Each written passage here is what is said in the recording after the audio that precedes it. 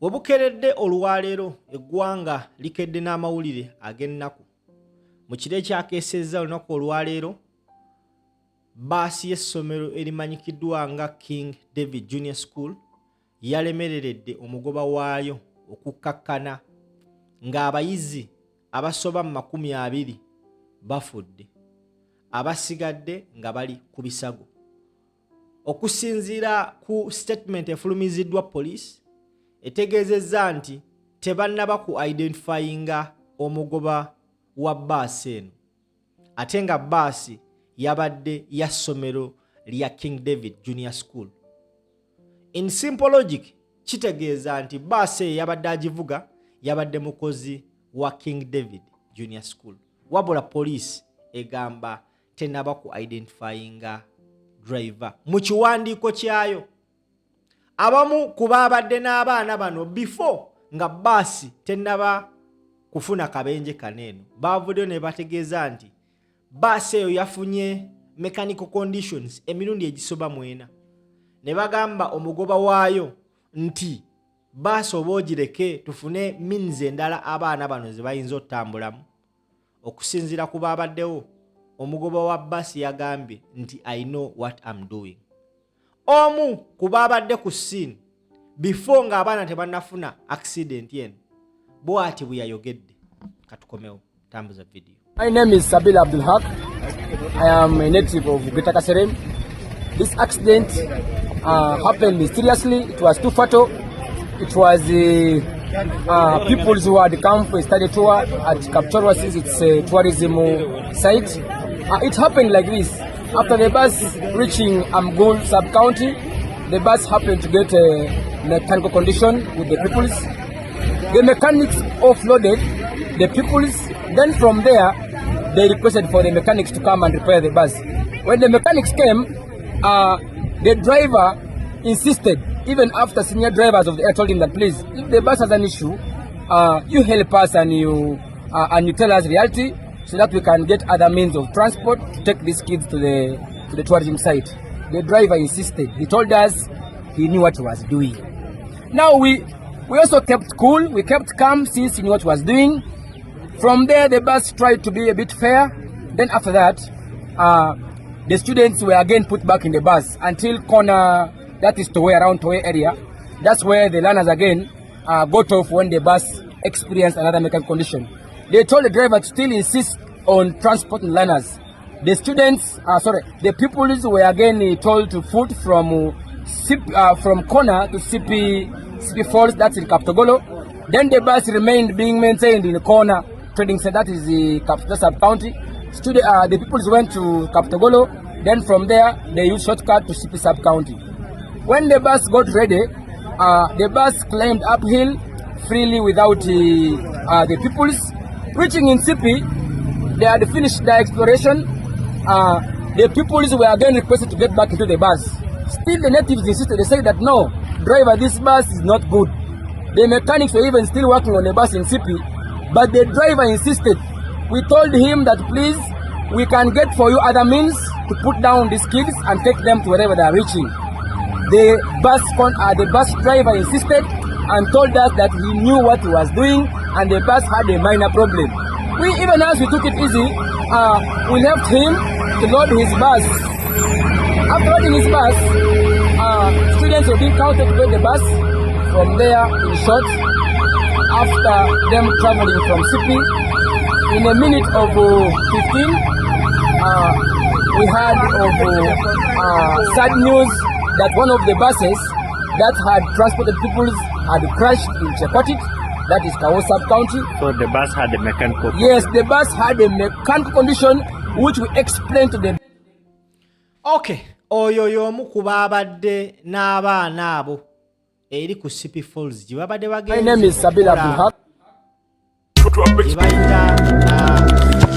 Gye babadde bagenze okukola study tour.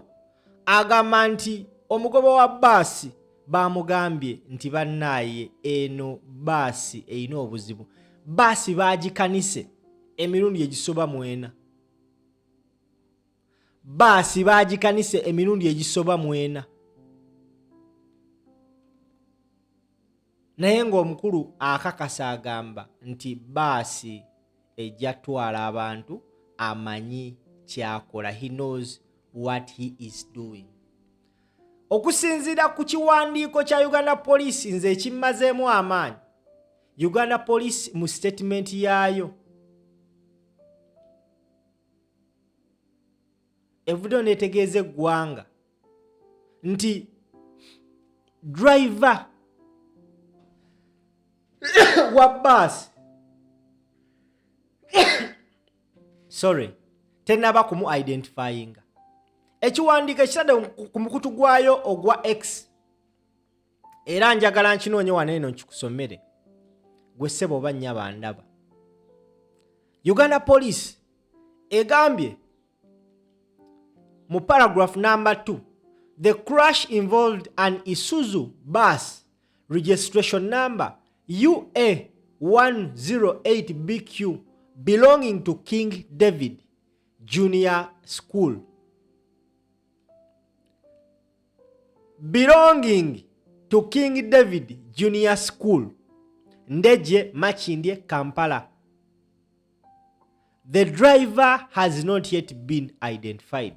Awo wenkwatide kupulira ngamba Uganda twali aki. These people are not serious at all.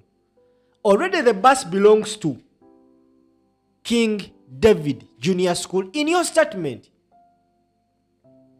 And you come out to make a statement. The driver has not yet been identified. Mutandise okulowoozesa abantu nti oba oliawo ne driver yabadde mu nsonga eno. Oli agambye driver bamugambye baasi erina obuzibu emirundi enanga efa nga bamakanika bajja bajekanika. Driver n'agamba I know what I'm doing. Aba wakayitawo eddakiika nga ziizo bafuna amawulire nti baasi essa abaana. Ate police ovaayo ogamba eggwanga nti you have not identified the bus driver. Bus driver tumwagala yaliwa. Ensi yeetaaga emumanyi. Some people will say we always try to bring politics mu nsonga ezimu. Yes, tuba tulina zireeta. We are keeping the government in check. First and foremost, bus webanga yabadde ina poor mechanical condition. Lwaki yagenze ku kkubo? Yavuze eti okuva emakindi netuke kapicholwa nga tetusuubira traffic officers okubeera ku kkubo. We all know abasajja ku kkubo okwo kasita omuwa ekizike atunula mabbali, omusajja asobola okuleka emmotoka nga mbutuufu nga nfuwe fufululu n'agireka eyite olw'okubanga bamuwadde ekizike. And in most cases bano abantu nze mbanenya kitono. Omusajja akoledde poliisi ayimirira mu musana kuva ku makya mpaka lwaggulo, oluusi omusala bamuwadde mutono, oluusi teguzze. Naye nga baba bakulu eri abakulembera poliisi, abakulembera amagye balina ssente n'obwana bwazo. And you tell us tetu politicizing bintu. Tubadde tuli awo Minister wa Museveni owa Education and Sports eyadda mu kifo kya mukyala wa Museveni Jesse Muyingo n'akatutema azzeemu bye yakola emabega. Agambye essomero aligadde for 2 weeks. Takomye okwo n'abaninga all school tours. The question is, Jesse Muyingo, are you trying to prevent the cause or you are curing the cause? Because they always say prevention is better than cure.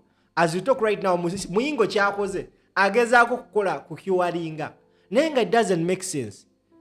Ogaddewo tours amasomero gonna. Of course omuzadde ayina abaana be ajja ku understanding that thing. Ibanemba zigali. Naye nga you've not addressed the real issue. What was the cause of the accident? Kiki ekireeta accident si zino? In the space of 1 week twakafuna wiki emwe mabega bus y'essomero ya crashing and train. We didn't address the real cause of that. Tewaliwo barriers is preventing a bus zino yingira mu train. Tewaliwo precautions zitangira nsonga eyo. That was all on the government and the issue was buried like that. Kati Muyingo agamba bus tuwaza amasomero azigadde. Are you addressing the issue? No, you're not. bale munansonyiwa okubeera nga tuleeta politics mu nsonga zino, naye gye tukoma tukweka amazima, politics yasalawo obulamu bw'eggwanga Uganda. Buli kimu kirina okubeera mu politics. Kati abakulu ba Ministry of Works, Roads batandise okutuula bazunga mbu batuzizza enkiiko. Why didn't you do that before? Batandise okutuuza abagoba ba bbaasi.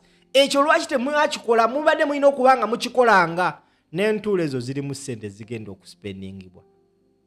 Like seriously, we are trying to cure instead of preventing.